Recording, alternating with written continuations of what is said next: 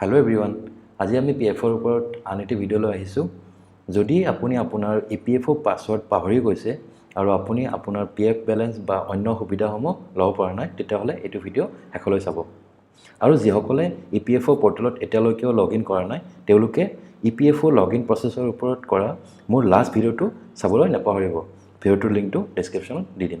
এতিয়া জানো আহক আমি কেনেকৈ EPFO পৰ্টেলত গৈ আমি নিজৰ পাছৱৰ্ড চেঞ্জ কৰিব বা ৰিসেট কৰিব পাৰো। EPFO পৰ্টেলত যাবলৈ হলে আপুনি প্ৰথমে টাইপ কৰিব লাগিব www.epfindia.gov.in নহলে আপুনি গুগলত গৈ ডাইৰেক্টলি টাইপ কৰিব পাৰে। এইটো EPFO পৰ্টেলৰ হোম পেজ হয়। ইয়াতে আপুনি online claim member account transfer এইটো অপচনত ক্লিক কৰিব।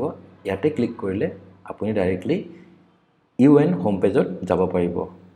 নহলে আপুনি সাৰ্ভিসেছ সেকশনত গৈ ফৰ এমপ্লয়িজ অপচনটো ক্লিক কৰিব। ক্লিক কৰিলে নেক্সট আপুনি মেম্বাৰ UN/অনলাইন সাৰ্ভিস ইয়াত ক্লিক কৰিলে ডাইৰেক্টলি আপুনি EPFO পৰ্টেলৰ UN হোম পেজত যাব পাৰিব।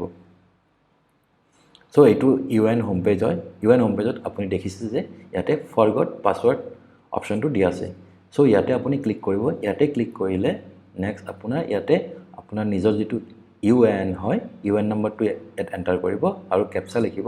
ক্যাপচা লিখি সাবমিট অপচনত ক্লিক কৰিব। ক্লিক কৰিলে নেক্সট ইয়াতে আপোনাৰ নাম আৰু ডেট অফ বাৰ্থ লিখিব। তাৰ পিছত জেন্ডাৰ সিলেক্ট কৰিব। সিলেক্ট কৰি ভেৰিফাই অপচনত ক্লিক কৰিব।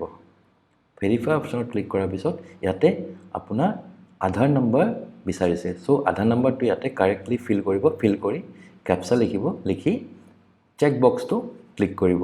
চেক বক্সত ক্লিক কৰাৰ পিছত ভেৰিফাই অপচনত ক্লিক কৰিব। নেক্সট আপোনাৰ ইয়াতে যেটো আধাৰ লিংক মোবাইল নম্বৰ হয় হেতু এন্টাৰ কৰিব। এন্টাৰ কৰি আকৌ চেক বক্সত ক্লিক কৰিব। ক্লিক কৰি গেট OTP অপচনত আপুনি ক্লিক কৰিব লাগিব। ইয়াতে ক্লিক কৰিলে আপোনাৰ যেটো মোবাইল নম্বৰ হয় আধাৰ লিংক মোবাইল নম্বৰ তাৰ এটা OTP যাব।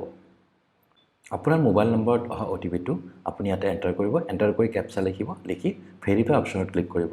ভেৰিফাই অপচনত ক্লিক কৰাৰ পিছত নেক্সট আপোনাৰ ইয়াতে নিউ পাছৱৰ্ড ৰিসেট কৰিব লাগিব। নিউ পাছৱৰ্ডটো এন্টাৰ কৰাৰ পিছত কনফাৰ্ম পাছৱৰ্ড এন্টাৰ কৰিব। আকৌ এটো এন্টাৰ কৰা হোৱাৰ পিছত সাবমিট অপচনত ক্লিক কৰিব। সো ইয়াতে আপুনি দেখিছে যে পাছৱৰ্ড চেঞ্জ সাকসেসফুলি ক্লিক হিয়াৰ টু লগইন। সো আপোনাৰ যেটো নতুন পাছৱৰ্ড সেট কৰিলে হেতু সাকসেসফুলি আপডেট হৈ গল। আপুনি ইয়াতে গৈ আপোনাৰ নিজৰ UN নম্বৰ আৰু যেটো নতুন পাছৱৰ্ড আছিল হেতু এন্টাৰ কৰি ক্যাপচা লিখি পিনে আপুনি সাইন ইন কৰিব পাৰিব। আশা কৰো ভিডিওটো আপোনালোকৰ বাবে ইউজফুল আছিল। ভিডিওটো কেনে পালে কমেন্ট কৰি জনাব আৰু চেনেলটো সাবস্ক্ৰাইব কৰিবলৈ নাপাহৰিব।